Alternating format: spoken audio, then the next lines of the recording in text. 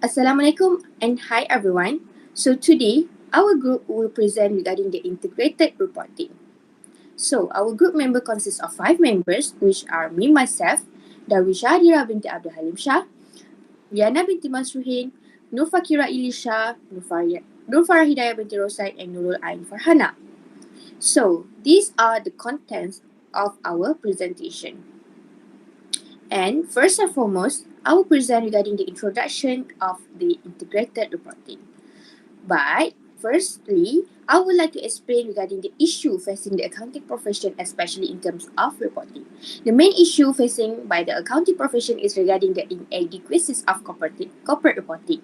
As we all know, the aim of corporate reporting is to disclose information on financial issues of the corporation. Moreover, it must also bring greater accountability and transparency, which would facilitate future business ventures. The information must also be credible so that it can lead to better access to financing, lower cost of capital, better business relations with customers and suppliers, and greater trust from employees. Corporate reporting has undergone various transformations to adapt with changing on landscape of economic, technological, social, and political drivers, and to the information needs of different stakeholders. Over time, these changes have led to the need for additional information beyond the basic financial statement. Although all these changes have been undergone, the financial statement also were accompanied by these other types of information. Users still find the information to be incomplete and inadequate in explaining the value creation process of organization. This is because financial data does not provide a comprehensive account of interplay between strategy, risk management, and financial performance. Increasing number of investors have come to realize that sustainability represented by non-financial aspect is an important factor in business performance and long-term value creation. Last but not least, the non-financial reports and annual financial reports have typically been issued separately because companies have not customarily integrated the concept of non-financial and financial performance. So, how can we solve this issue? It is by the existence of integrated reporting. Before we go further regarding the whole concept and how integrated reporting can overcome these issues, I will introduce first regarding the definition, what is it actually, and what is the objectives of this integrated reporting. The definition of integrated reporting is a concise communication of organization strategy, governance, and performance which demonstrates the links between its financial performance and its wider social, environmental, and economic context. It also shows how organizations create value over short, medium, and long term.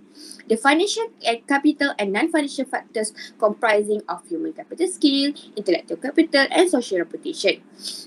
So, integrated reporting requires integrated thinking in order to identify the interdependency between internal and external factors that contribute to the organization's value. It obviously shows that integrated reporting emphasizes the importance of integrated thinking within the organization. The integrated reporting can be included as part of the organization's regulatory compliant reports or can be also presented separately as additional communication. It supports organization in telling a more meaningful story about how they define, create, and maintain or increase or decrease the value for themselves as well as for the key stakeholder. Integrated reporting framework also is non-prescriptive. It highlights the value created for the organization, which is linked to value created for others, including the key stakeholder. It also has a combined emphasis on conciseness, strategic focus, and future orientation. So next, why is it matters?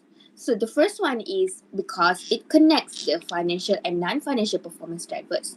So why is it important for the organizations to connect between financial and non-financial performance drivers?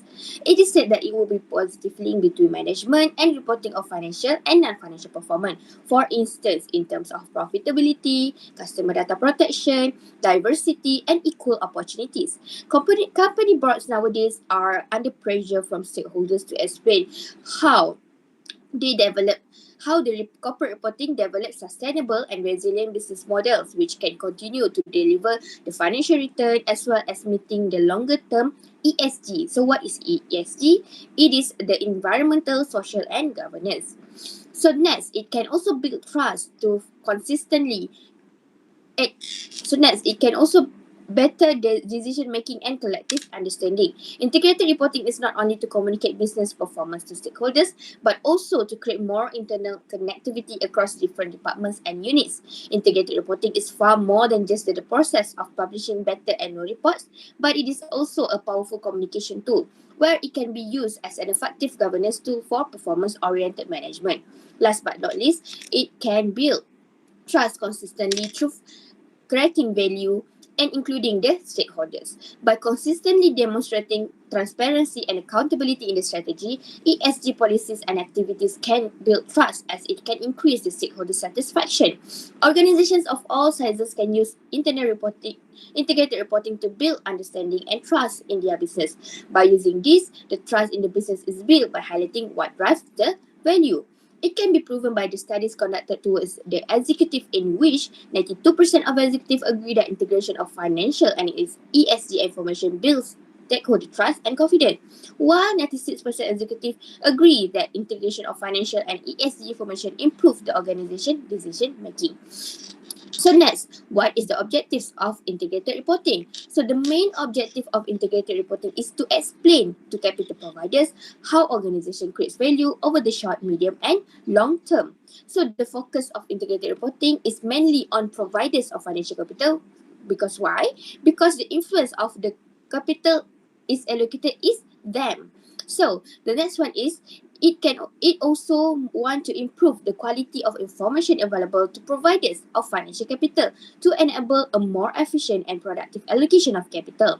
It also promote a more cohesive and efficient approach to corporate reporting in which integrated reporting draws on different reporting strengths. It also communicates the full range of factors that materially affect the ability of organization to create value over time. Last but not least, it supports integrated thinking in which decision making and actions are focused on creation of value over short, medium and long term. So that's all from me. Next, I will pass to Fakhira Elisha to explain regarding the integrated reporting framework.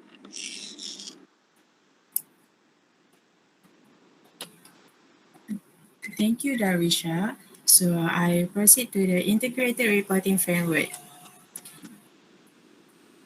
For the first, the purpose of this framework is to establish guiding principle and content elements that govern the overall content of an integrated report and to explain the fundamental concept that underpin them. This framework is written primarily in the context of private sector for profit companies of any size, but it can also be applied, adapted as necessary by public sector and not-for-profit organizations. Moreover, this framework identifies information to be included in an integrated report for use in assessing an organization's ability to create value while it does not set benchmark for such things as the quality of an organization's strategy or the level of its performance. Next, I proceed to what is the purpose of an integrated report framework? The primary purpose of an integrated report framework is to explain to providers of financial capital how an organization creates value over time. It therefore contains relevant information, both financial and other. An integrated report benefits all stakeholders interested in an organization's ability to create value over time, including employees, customers, suppliers, business partners, local communities, legislators, regulators, and policymakers. So what is the approach used for integrated reporting? This framework uses principle-based. The intent of principle-based approach is to strike an appropriate balance between flexibility and prescription that recognize the wide variation in individual circumstances of different organizations while enabling a sufficient degree of comparability across organizations to meet relevant information needs. This framework does not prescribe specific key performance indicators, KPIs, measurement method, or the disclosure of individual matters. Those responsible for the preparation and presentation of the integrated report therefore need to exercise judgment given the specific circumstances of the organization to determine firstly which matter are material, and secondly, how they are disclosed, including the application of generally accepted measurement and disclosure method as appropriate. So Next, there are 7 integrated reporting guiding principles. Firstly, future direction and strategic concentration. An integrated report should shed light on the organization strategy, how it connects to the capabilities of the organizations to produce value over the short, medium, and long terms, as well as how it use and impact capitals.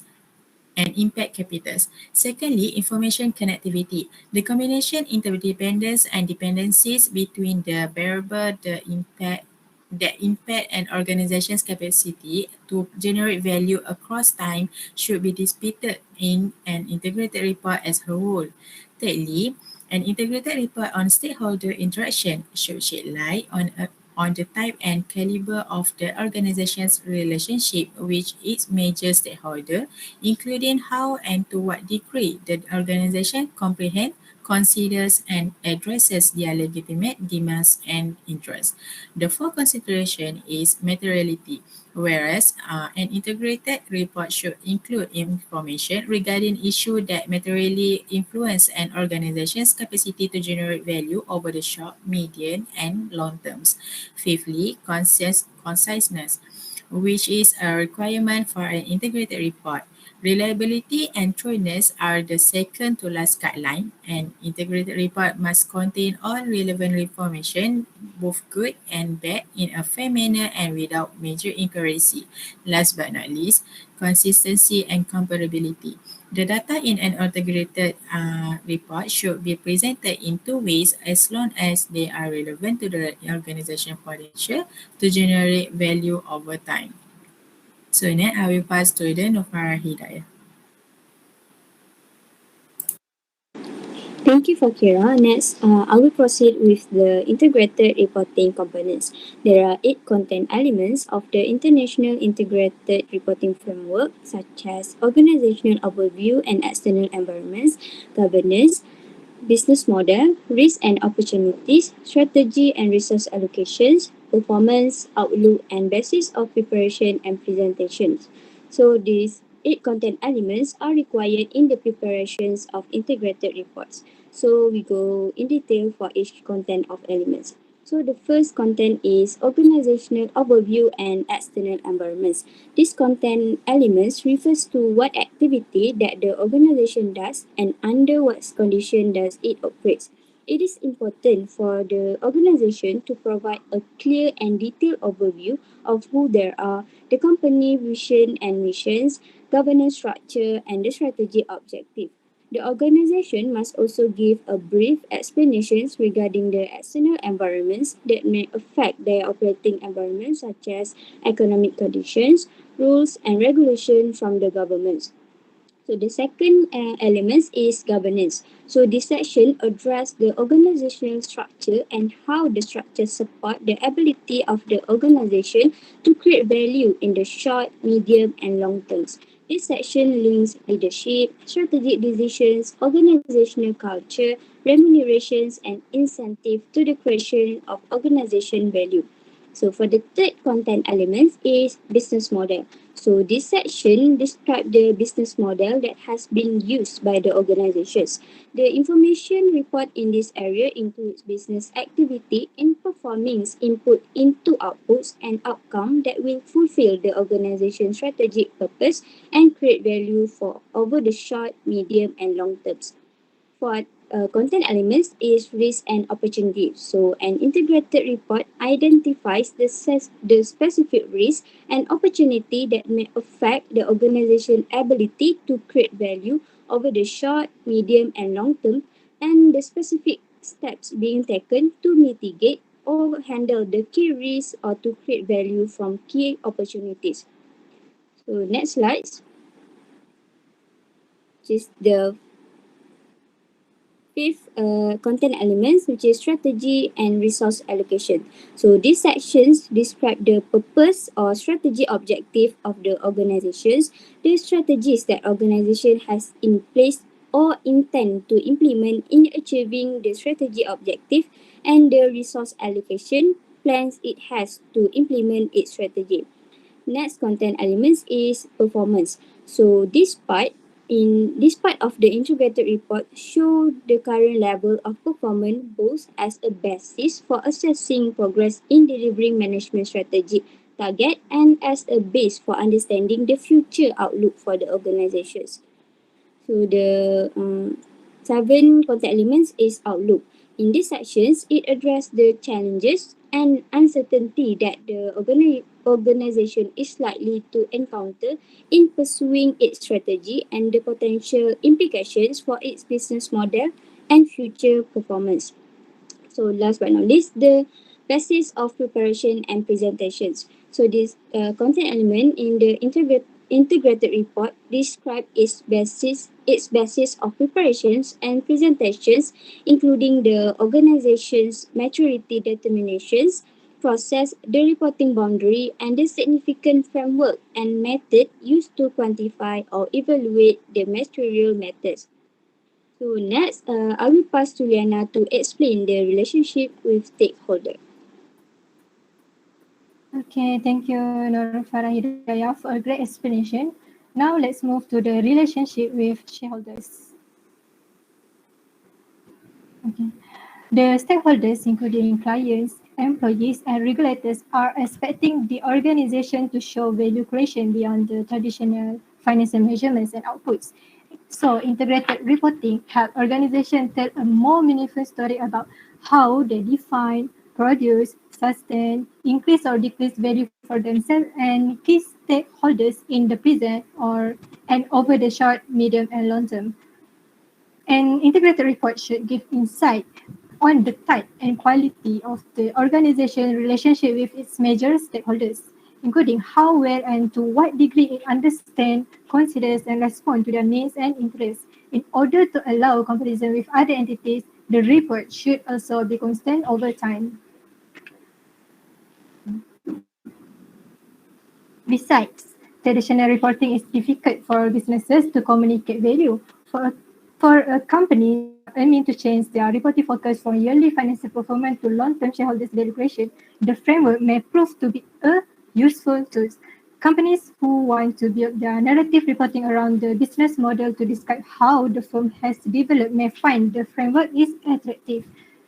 According to the Simon towards the investor relationship and corporate treasury Latevens people, he stated that their communication with the shareholders was greatly enhanced by introducing integrated reporting as they have much better explanation of business model, the value creation process, and they discuss more regarding impact that they have.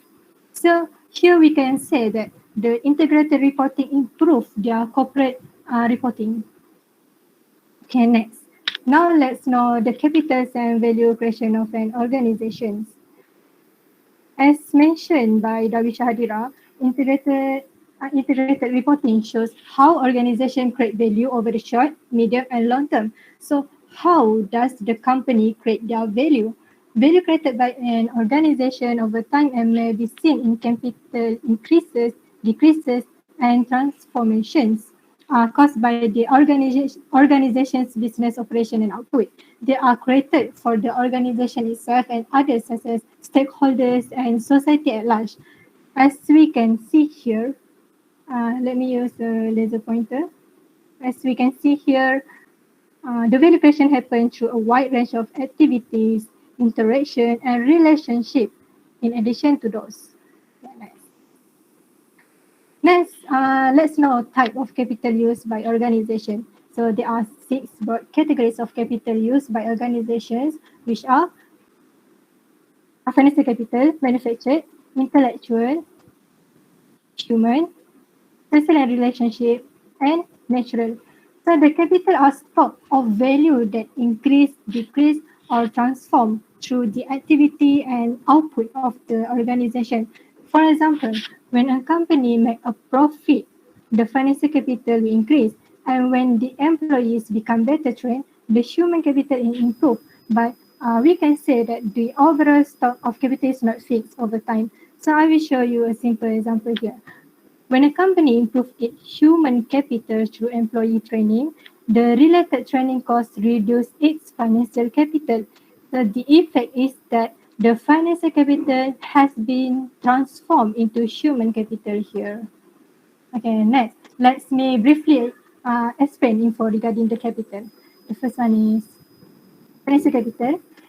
It is accessible to an organization for use in producing goods or providing services. For example, it is obtained through finances such as debt, equity or grants, or generated through operations or investments. The second one is manufactured.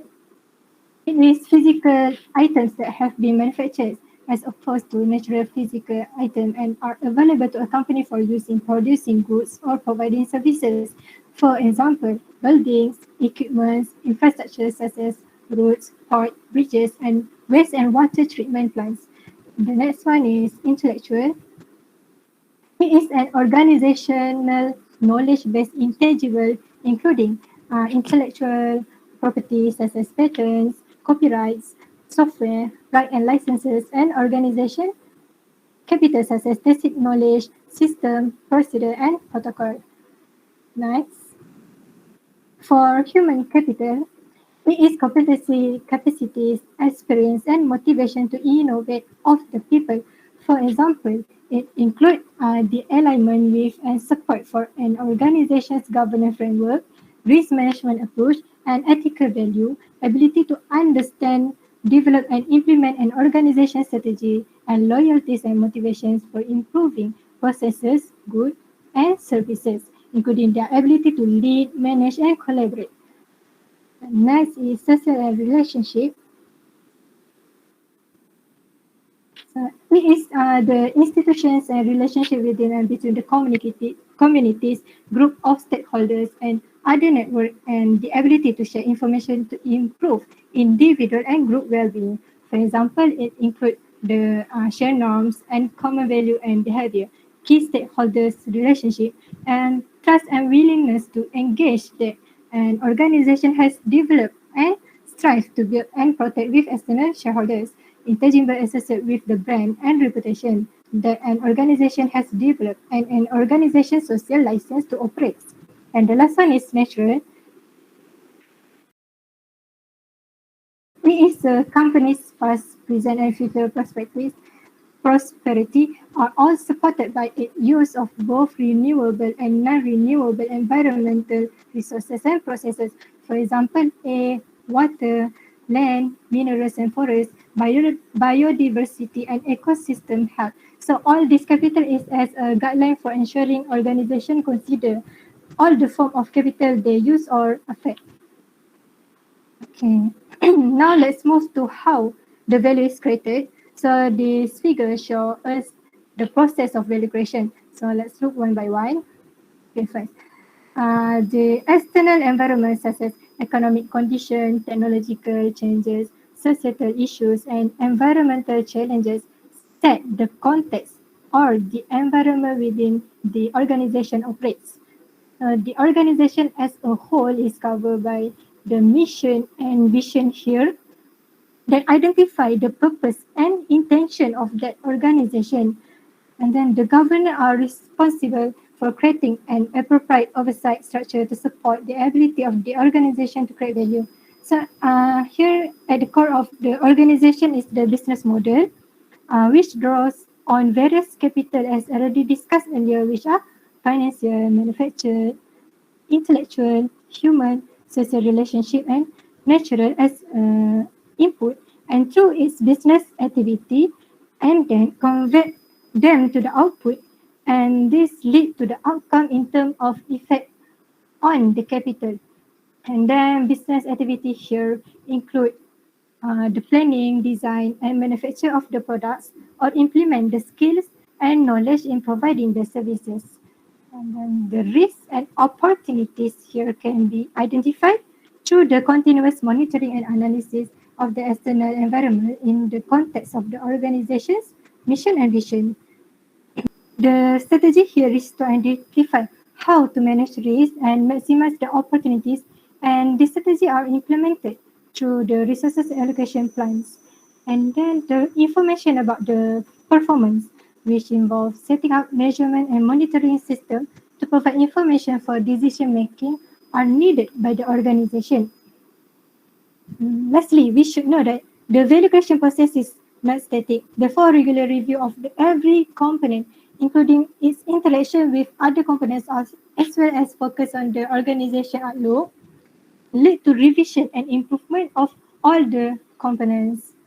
Okay, that's all from me. Next, I will pass back to the presenter NURFARAHIDAYAH.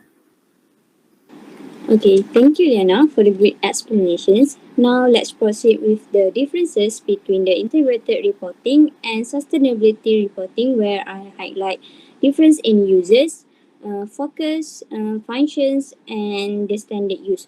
So, the first one is for users, where the main target audience or user for integrated reporting is shareholder, the financial capital providers, particularly those with a long-term perspective such as debt finance, institutions and stockbrokers, while the sustainability reports are prepared for a wide range of users such as customers, the general community, business suppliers, employees and investors.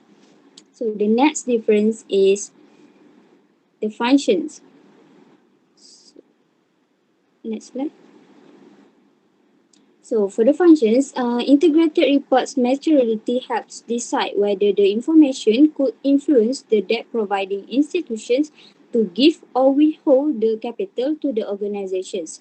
On the other hand, the maturity of sustainability reports help decide whether the relevant information is useful and whether it meets the various interests of its intended users.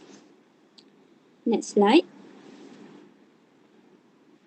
Just about the focus. So integrated reporting give information on how financial and non-financial data of a company are linked together to give us the interpretations of data to enhance future profitability. While the sustainability reporting is focusing only on non-financial data where it measures the performance of a business in terms of non-financial information. So for the last difference, which is the standard use.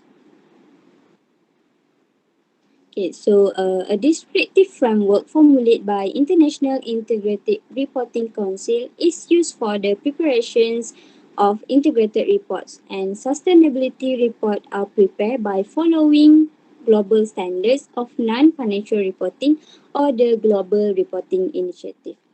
So that's all from me. Next, I will pass to Ain Farhana to explain the benefit and limitation of integrated reporting.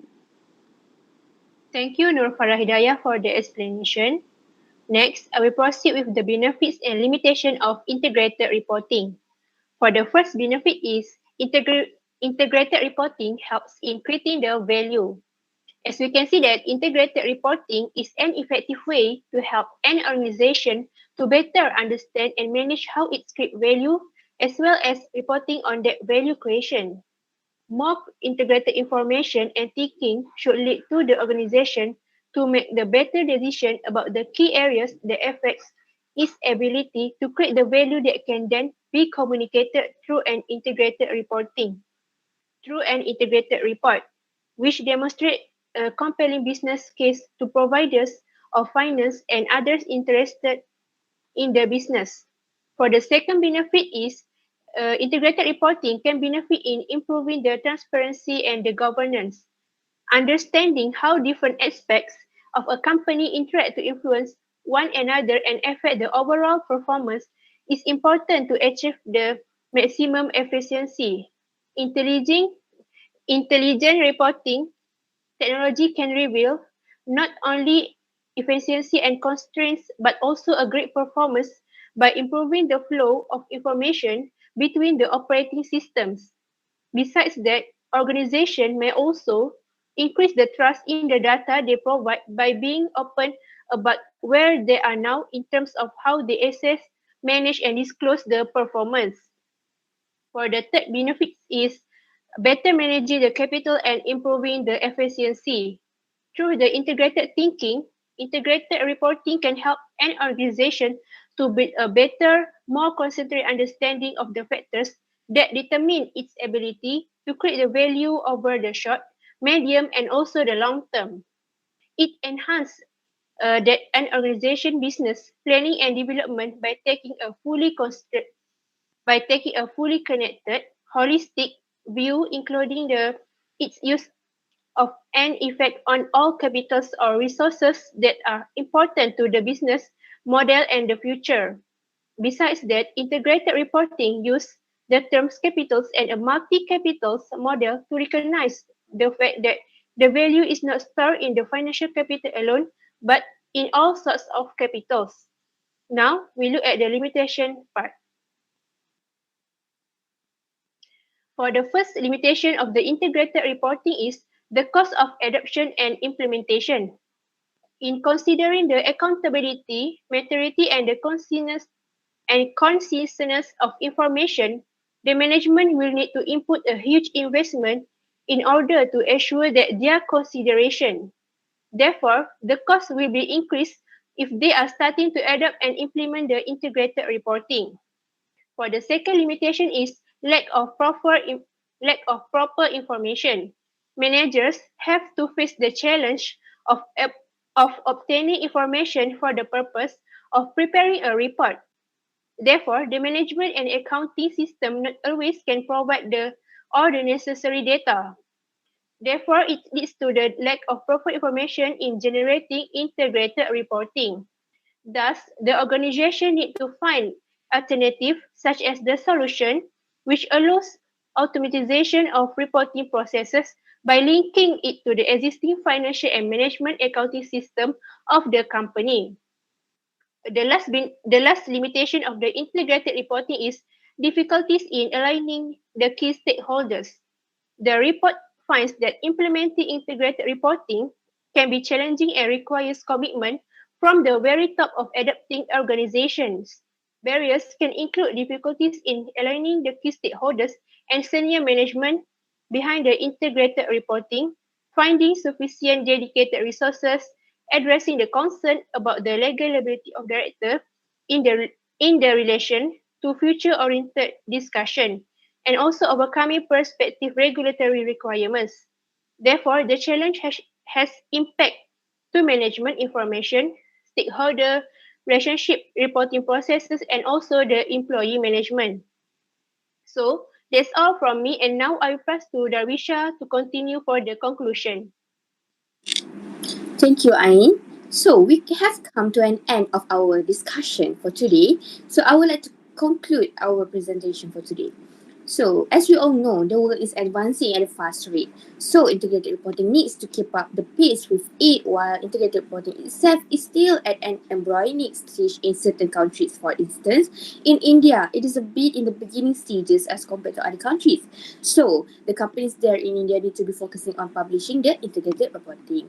Plus, the integrated reporting somehow requires a lot of effort, including a lot of money, management vision, and support.